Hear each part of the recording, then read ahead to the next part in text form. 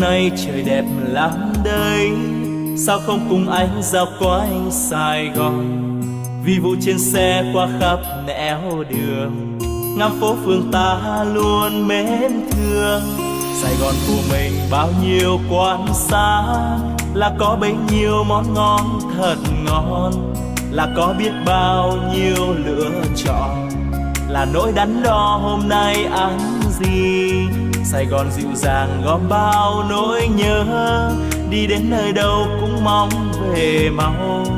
Thương lắm quan quen đôi ta vẫn hẹn, yêu lắm những con đường ta từng qua.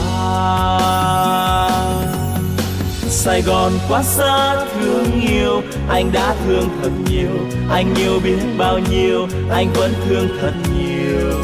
Ôi yêu biết bao nhiêu.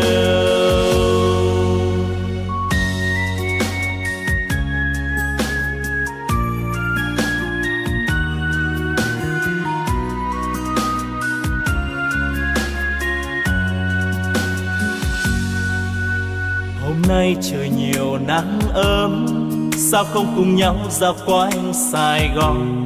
Bon trên xe qua muôn nẻo đường, ngắm phố phường ta luôn mến thương. Sài Gòn nhộn nhịp bao nhiêu quán xá, thì có bấy nhiêu món ngon thật ngon, thì có biết bao nhiêu lựa chọn, cùng những đắn đo hôm nay ăn gì. Sài Gòn nồng nàn gom bao nỗi nhớ, đi khắp nơi đâu vẫn mong về mau. Thương lắm quan quen đôi ta hò hẹn, yêu lắm những con đường ta đã qua. Sài Gòn quá xa thương yêu, anh đã thương thật nhiều, anh yêu biết bao nhiêu, anh vẫn thương thật nhiều. Ôi yêu biết bao nhiêu, anh đã thương thật nhiều, anh yêu biết bao nhiêu, anh vẫn thương thật nhiều. Ôi yêu biết bao nhiêu, anh vẫn thương thật nhiều. Ôi yêu biết bao nhiêu.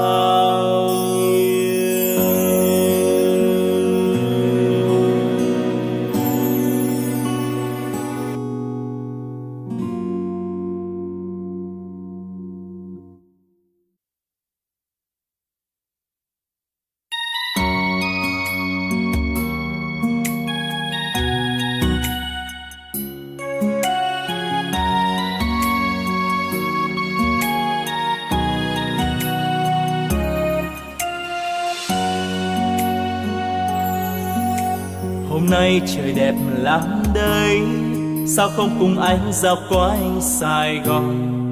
Vì vụ trên xe qua khắp nẻo đường, ngắm phố phường ta luôn mến thương.